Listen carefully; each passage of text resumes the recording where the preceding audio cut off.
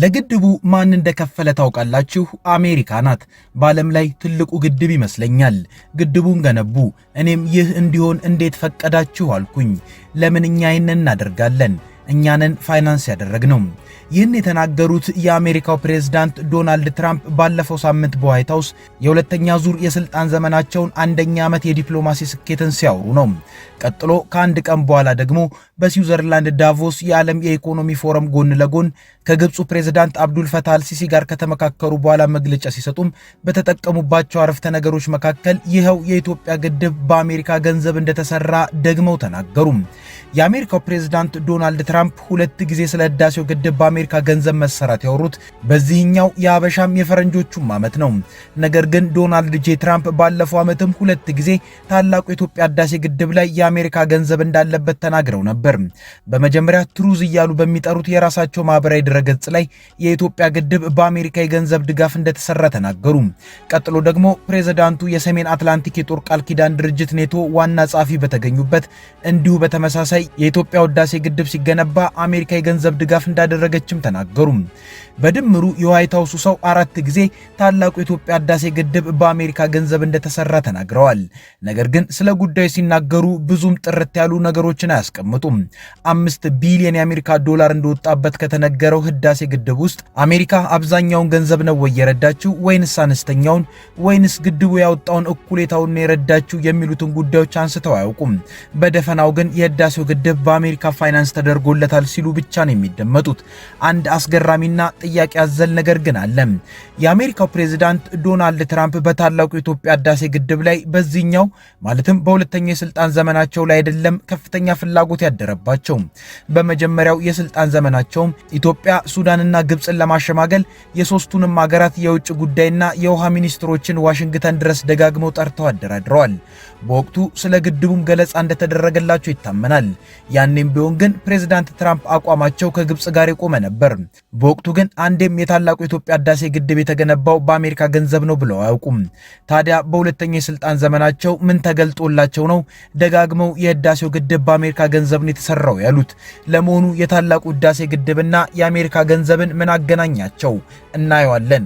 ሲቀጥልም ይህ በማህበራዊ ሚዲያ ያገረሸው የጠቅላይ ሚኒስትር አብይ አህመድ ድምፅ ተደጋግሞ ከተሰማው የአሜሪካው ፕሬዝዳንት ዶናልድ ጄ ትራምፕ ንግግር ጋርስ ምን ግንኙነት አለው የሚለውን እናያለን። ድምጾቹን ባጭሩ እነሆም። ህዳሴን ከጀመርን ጀምሮ ከዲያስፖራ፣ ከባለ ሀብት፣ ከመምህር፣ ከሰራተኛ፣ ከምናምን ከሁሉ ከአርሶ አደር የሰበሰብነው ማክሲመም 12 ቢሊዮን ብር ነው። እዛ ያፈሰስነው ግን አሁን 100 ቢሊዮን ገደማ ደርሷል። ኢሚንት ናት ማለት ነው።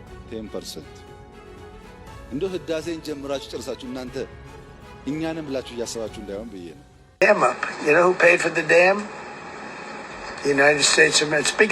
ጤና ይስጥልን፣ ኢትዮ ፍሮንቶች ነን። አብራችሁን ስትሆኑ ይህን ጉዳይ በጥልቀት ትሰማላችሁ። እስከዛው ቻናላችንን ሰብስክራይብ፣ ላይክ እና ሼር እያደረጋችሁ አብራችሁን ቆዩ።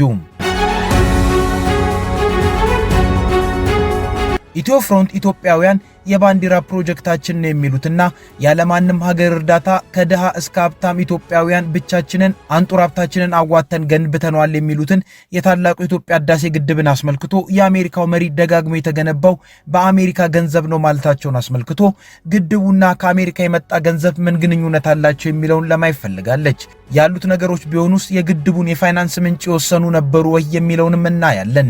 ተጀምሮ እስኪጠናቀቅ 3 ጠቅላይ ሚኒስትሮችን ያስተናገደው የታላቁ የኢትዮጵያ ህዳሴ ግድብ የፕሮጀክቱ ወጣኝ ጠቅላይ ሚኒስትር መለስ ዜናዊ የግድቡን ግንባታ ካስጀመሩ ከአንድ ዓመት ከ5 ወራት ውስጥ ህይወታቸው ሲያልፍ እስከነ ችግሩ ብዙ የግንባታ ሂደቱ ያለፈው በጠቅላይ ሚኒስትር ኃይለማርያም ደሳለኝ ጊዜ ነው። ታዲያ በዘመን ኃይለማርያም አሜሪካንንና የታላቁ የኢትዮጵያ ህዳሴ ግድብን አብሮ የሚያስነሳ ነገር ተከስቶ ነበር። በወቅቱ የኢትዮጵያ ኤሌክትሪክ ኃይል እዚያ አሜሪካ ላሉ ኢትዮጵያውያን የህዳሴ ግድብ ማሰሪያ ቦንድን ይሸጣል። የሚገርመው ግን የተሸጠው የህዳሴ ግድብ ቦንድ ዋጋ ከ5 እና ከ6 ሚሊዮን የአሜሪካን ዶላር ብዙም የበለጠ አልነበረም። ነገር ግን ይህ የተሸጠው ቦንድ አንድ ችግር አጋጥሞት ነበር። ያኔ ህወሓት መራሹ የኢህአዴግ መንግስት የሀገር ውስጡን ፖለቲካ ተቃውሞ በኃይል ቢያሸንፍም በዲያስፖራው ዘንድ ያለበት ተቃውሞ ግን ከፍተኛ ነበር። ያኔ የአረቡ ዓለም አብዮት የተቀጣጠለበት እንደመሆኑ ከዚህ ጋር ተዛምዶ ህዳሴ ግድቡ ሲሰራ ቀላል በማይባል የዲያስፖራው ነዋሪ ዘንድ ታላቁ የኢትዮጵያ ህዳሴ ግድብ እንደ ፖለቲካ ማስቀየሻ ነው የሚል የተሳሳተ አቋም ስለተያዘበት እነዚሁ የህወሓት የኢህአዴግ መንግስት ተቃዋሚዎች ለታላቁ የኢትዮጵያ ህዳሴ ግድብ ግንባታ የኢትዮጵያ መንግስት አሜሪካ ላሉ የዲያስፖራ አባላት የሸጠውን ቦንድ ህገ ወጥ ነው በሚል ለአሜሪካ መንግስት አሳወቁ።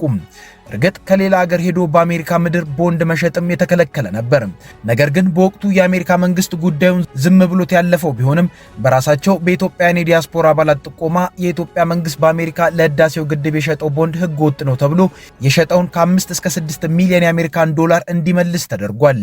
እንግዲህ አንዱ የህዳሴ ግድብ ከገንዘብ አንጻር ከአሜሪካ ጋር ሊያገናኘው የሚችልና የታወቀ መረጃ ይሄ ነው። ይህም ቢሆን ህገ ወጥ ነው ተብሎ የተመለሰው 5 ሚሊዮን የአሜሪካን ዶላር ነው። ነገር ግን ይህ ገንዘብ ባይመለስስ 5 ቢሊዮን የአሜሪካን ዶላርን ለግንባታ የወሰደው የታላቁ የኢትዮጵያ ህዳሴ ግድብ 5 ሚሊዮን ዶላር ምኑ ነው የሚል ጥያቄም ሊነሳ ይችላል። የአሜሪካው ፕሬዝዳንት ዶናልድ ትራምፕም ከዚህ የተለየውን መረጃ አልተናገሩም። እንዲሁ የህዳሴው ግድብ በአሜሪካ መንግስት ፋይናንስ ተደርጓል ከማለት ውጪ። ሁለተኛውና የህዳሴውን ግድብ ገንዘብ ከአሜሪካ ጋር ሊያገናኝ የሚችለው የኢትዮጵያ መንግስት ሸጦት ከነበረው ቦንድ ውጪ በዚያው በአሜሪካ ያሉት ኢትዮጵያውያንና ትውልደ ኢትዮጵያውያን ለህዳሴው ግድብ አድርገውት የነበረው ድጋፍ ነው። ይህ ድጋፍም ቢሆን ለግድቡ ኢትዮጵያውያንና ትውልደ ኢትዮጵያውያን በመሆናቸው ያደረጉት እንጂ ግድቡን ሙሉ ለሙሉ ከአሜሪካ በተላከ ገንዘብ ተሰራ ለማለት አያስደፍርም። ስለዚህ የአሜሪካው ፕሬዝዳንት ዶናልድ ትራምፕ የህዳሴው ግድብና የአሜሪካ ፋይናንስ ከሁለቱ ጉዳዮች ውጪ ተሳስሮ የሚያውቅበትን ጉዳይ ስላላብራሩ በአራቱ ጊዜ ህዳሴ ግድብን በአሜሪካ ገንዘብ ተሰራ ለማለታቸው ያቀረቡት ተጨባጭ መረጃ አልተሰማም።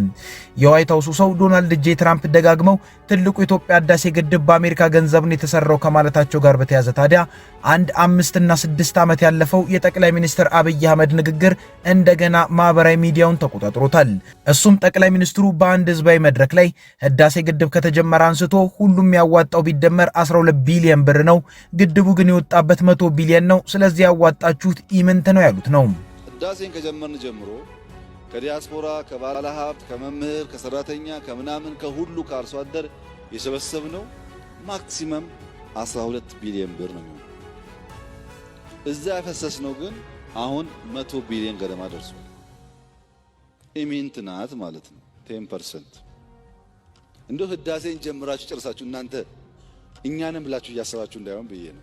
ብዙዎች ይህን የጠቅላይ ሚኒስትር አብይ አህመድን ንግግር ከአሜሪካው ፕሬዝዳንት ንግግር መደጋገም ጋር በማያያዝ እውነትም ትራምፕ ያሉት ነገር እውነትነት ሳይኖረው አልቀረም እንዲሉ ያደፋፈራቸው ነው። በተለይም የዋይት ሃውሱ ሰው ነገሩን ሲደጋግሙትና የኢትዮጵያ መንግስት ዝምታም በዛው ልክ ጠንክሮ መቀጠሉ የህዳሴው ግድብ በኢትዮጵያ ብር ብቻ አልተሰራም የሚል ጥርጣሬ ለያዙ ሰዎች ተጨማሪ ማስረጃም እየሆነ ነው። ነገር ግን ይህንን የጠቅላይ ሚኒስትሩ ንግግር በተለያየ መንገድም መመዘን ያስፈልጋል።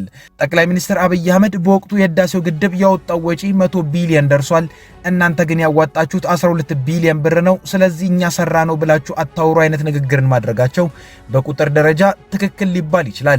ምንም እንኳን 12 ቢሊዮን ብር ኢምንት ነው ማለት ቢያዳግትም ከኢትዮጵያ አንጻር።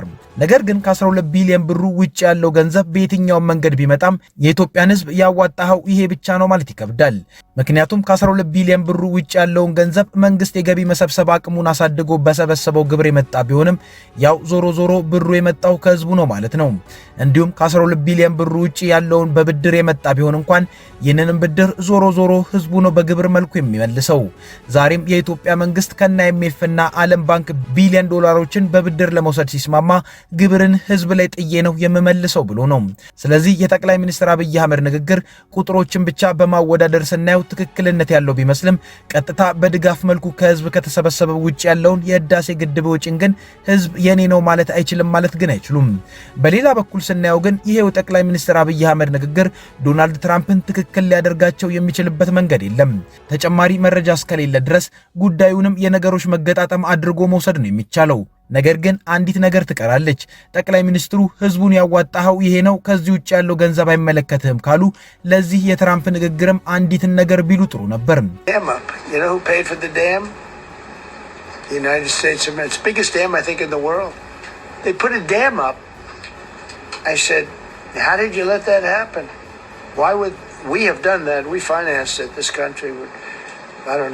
በዚህ መሰረትም የአሜሪካ መንግስትም በግድቡ ላይ ድርሻ የለህም ወይንም ድርሻ ከነበረው በልኩ ሊነገረው የሚገባ ነበር። ሆኖም ለአሜሪካ መንግስት ለግድቡ እኔ ነኝ እንጂ አንተ ገንዘብ አላዋጣህም ብሎ አለመናገር ግድቡን በአሜሪካ ገንዘብ ሰርተነዋል ብሎ ማመን ነው ብሎ መውሰድ አይቻልም። ምክንያቱም ይህን ሰታይ ይህን ልስጥህ በሚል ፖለቲካ ብቻ የሚያምኑት የአሜሪካው ሰው ሀገራቸው ብዙ ጥቅም ያለውን ፕሮጀክት ይዛ ወደ መካከለኛው ምስራቅ ሄዳለች። ይህ ደግሞ ለግብጽ የህዳሴ ግድብን አንዳች ነገር በማድረግ ውለታ መዋልን የሚጠይቅ ነገር ነው። ለእንዲህ አይነቱ አምባጓሮ ደግሞ ዝግጁ መሆንን ሊጠይቅ ይችላል። ለዛም ነው የቢሸፍቱን የአየር ኃይል ምስረታ 9ኛ ዓመት መድረክን ጠቅላይ ሚኒስትሩ ለዚህ ምላሽ ለመስጠት ያልተጠቀሙበት። ይህ የዝምታ ጊዜ ግን እያበቃ ይመስላል። ምክንያቱም የአሜሪካው ሰው ከፍተኛ የውጭ ጉዳይ ሚኒስትራቸውን ወደ ኢትዮጵያ ልከዋልና።